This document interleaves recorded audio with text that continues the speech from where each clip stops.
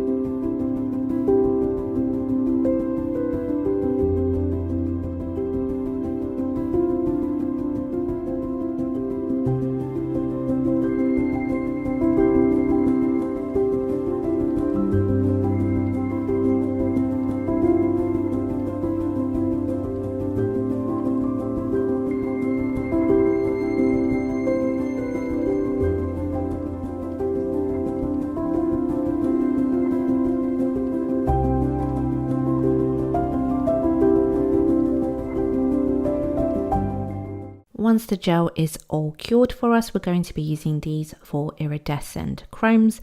Remember, you can use whichever chromes you wish. These are just the ones that I chose to go with. So I'm starting off with this kind of purple, and when you put it on, it's got like a shift between purple and blue, and you're just rubbing that straight into those beautiful petals. But I'm only putting it on parts of the petal, then going in with the green, and then going in with the kind of goldy color, and then the pink, the blue, not the pink, and just adding bits of the chrome here and there and kind of mixing them together. That is what's going to give us this beautiful iridescent shift that also has a slight chameleon shiftiness to it, if that makes sense. And once you're happy, make sure you dust it off with a soft brush without knocking your camera the way I did with mine. Once you're happy with how your petals are looking, we need to grab that frosting gel back and a dotting tool, and we need to start creating the middle of our flowers. So grab a little bit of that gel onto your dotting tool and start creating the middle. I'm just dotting them, tiny little dots, so you're putting it down and then lifting and then going round and round in the same place. It's going to create texture, it's going to create something for the chrome to grab onto once it cures. So remember, this gel cures for 30 seconds in the lamp.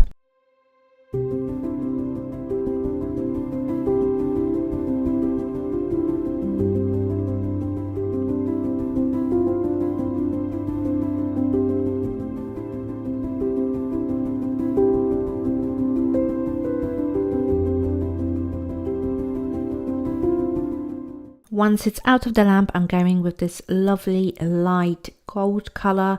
So it's got no yellow tones in it, and I'm going to rub that all into the middles. And as you'll see, it just created a little bit of texture for the flower middles. And once I'm happy with how the chromes come out, you can grab your favorite top coat and we can top coat the whole design. So don't forget to dust off the excess chrome first, making sure that there are no particles of chrome anywhere, because otherwise it will just make it look shimmery. So once all those particles are gone, let's grab our top coat and bring this design to life. And this really changes how this design looks. So it's beautiful already, but once that top coat hits the nail, look at it, it just blends it all together. Just, it's stunning. I love this design. And you can also do this over a darker nail to show off those colors, and it will just look a little bit different and a bit more autumnal. I hope you enjoyed this.